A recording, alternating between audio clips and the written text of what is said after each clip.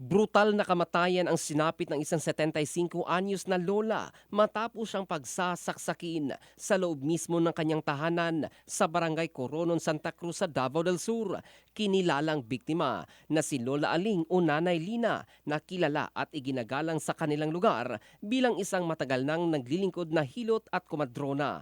Ayon sa ulat ng pulisya, naganap ang krimen bandang alas 11:30 kamakalawa ng gabi nang dumating umano ang sospek na si Jonathan Bringas na kilala rin sa mga alias na Malot at Atan upang magpahilot sa biktima. Sa oras na yun, pansamantalang umalis ng bahay ang apo ng biktima na si alias Abi upang bumili ng kailangan. Sa kanyang pagbalik, napansin niyang nakaalis na ang sospek. Ilang sandali lamang, tumambad sa kanya ang wala ng buhay na lola, naliligo sa sariling dugo at may maraming mga saksak sa lieg, mga braso at tagiliran.